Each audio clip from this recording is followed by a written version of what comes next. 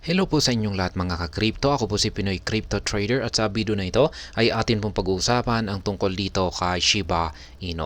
Kung saan ay atin pong aalamin ang pwede nating kitain sa $1,000 na investment dito kay Shiba Inu sa kanyang kasalukuyang presyo ngayon na naglalaro sa 40 digits 17. At yan ay kung magagawa niyang akyatin ang market cap ni Ethereum. Kaya ayan.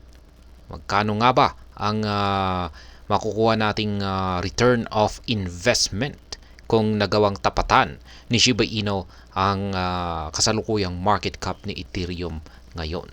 At kung sakaling sabihin natin na nag-invest tayo ngayon ng $1,000 sa kasalukuyang presyo ni Shiba Inu na 40 digits 17. Yan po ang ating aalamin sa video na ito. Pero bago po tayo magpatuloy, ay nais ko lamang po munang bigyang linaw ang aking disclaimer kung saan ang nilalaman po ng video na ito ay hindi po ito isang financial advice. For education and information purposes lamang po ang layunin nito.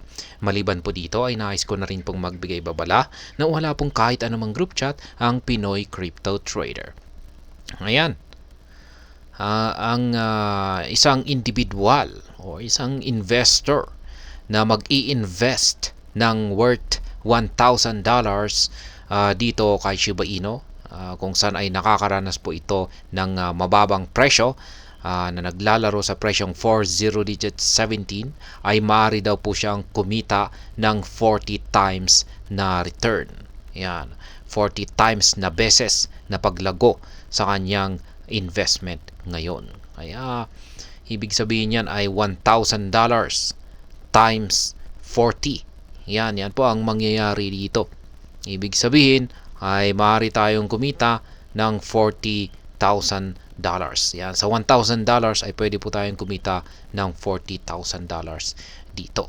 At yan ay kung magagawang tapatan ni Shiba Inu ang market cap.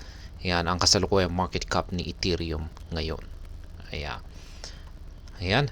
Sabi rito ay naglalaro ang kasalukuyang presyo ni Shiba Inu sa presyong 40 digits 1766. At kung sakaling tayo po ay mag-i-invest ngayon ng worth $1,000 sa kasalukuyang presyo na ito, ay makakatanggap po tayo ng 56.6 million na amount ng SHIB tokens.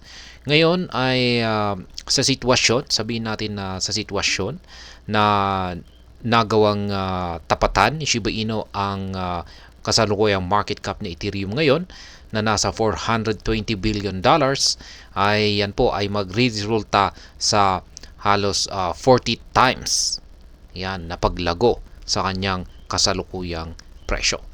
Kaya ayan, sabi rito ay kung magagawang panatilihin ni Shiba Inu ang kanyang circulating supply, yan, ang 420 billion na market cap, ay magre-resulta po ito sa kanyang presyo na 40 digits 7127. At ayan, uulitin ko lamang kung nagawang tapatan ni Shiba Inu ang kasalukuyang market cap ni Ethereum na nasa 420 billion ay ang magiging presyo ni Shiba Inu ay aangat sa presyong 30 digits 7127. Kaya yan po ay may katumbas na 3,936% na paglago mula sa kanyang kasalukuyang presyo ngayon. Ayan. Ngayon ay kailan nga ba maaring or magagawang akyatin ni Shiba Inu ang presyong 30 digits 7127. Pagdating po sa mga bagay na ito ay ayan, si Telegon ay meron po siyang kasagutan dito.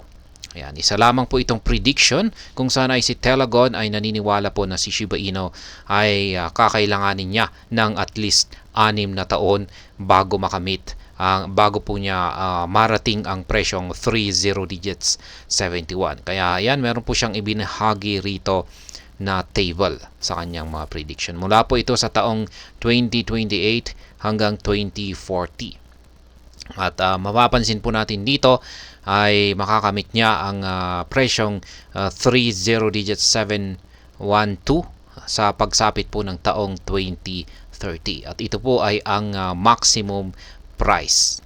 Yan, minimum price yung 30 digits 593. Yung average price naman po ay 30 digits 646 at ang maximum price niya sa taong ito ay ang 30 digits 712. Kaya ayan.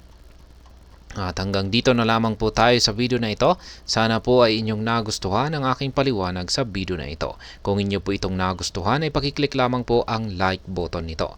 Para naman po sa mga bago lamang dito, kayo po ay aking inaanyayahan para mag-subscribe. Pakiclick na rin po ang bell icon nito dahil ito po ang siya magsisilbing notification nito sa mga bago kong videos na akin pong ina-upload sa aking YouTube channel na ito. Marami pong salamat sa panonood. Ingat po tayo lagi at God bless po sa ating lahat.